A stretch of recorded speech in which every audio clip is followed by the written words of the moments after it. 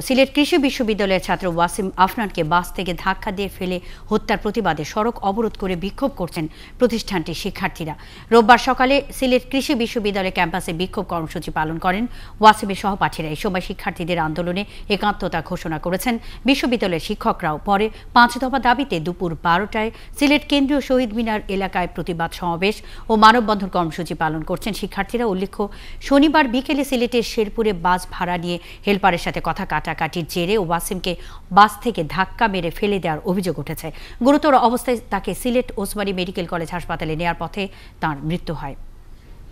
সিলেটে শিক্ষার্থীদের অবরোধ ও বিক্ষোভের সবশেষ খবর নিয়ে আমাদের সাথে যোগ দিচ্ছেন সহকর্মী ইকবাল মাহমুদ। ইকবাল, শিক্ষার্থীরা কি এখনো সড়ক অবস্থা নিয়ে বিক্ষোভ করছেন এবং তাদের 5 দফা দাবির মধ্যে কি কি রয়েছে?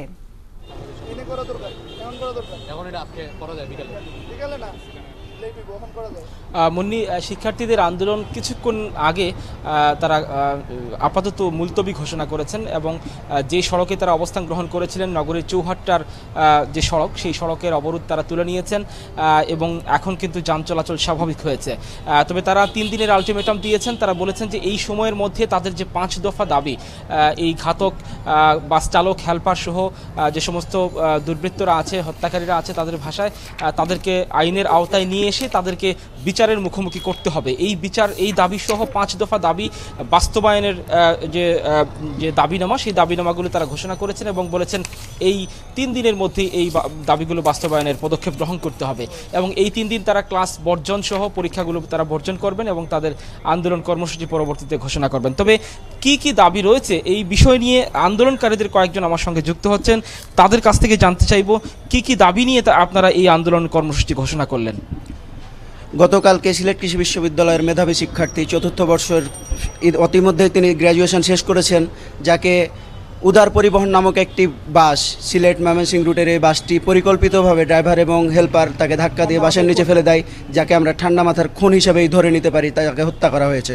এই হত্যার প্রতিবাদে সিলেট কৃষি বিশ্ববিদ্যালয়ের সর্বস্তরের শিক্ষার্থীরা আজকে সিলেটের চৌহাট্টা পয়েন্টে আমরা রাস্তা অবরোধ করি। আমরা শান্তিপূর্ণভাবে সিলেটের সমগ্র অঞ্চলে আমরা মিছিল করি এবং আমাদের যে দাবিগুলো রয়েছে তা হলো যে ঘাতক উদার যে পরিবহন, এই পরিবহনের রুট পারমিট এবং লাইসেন্স বাতিল করতে হবে, যাতে এরা নাম পরিবর্তন করে পরবর্তীতেও কোনো ধরনের রাস্তায় গাড়ি চালাতে না পারে এবং সেই কোম্পানির গাড়িগুলোকে ভেঙে চুরে প্রশাসনিকভাবে গুড়িয়ে দিতে হবে।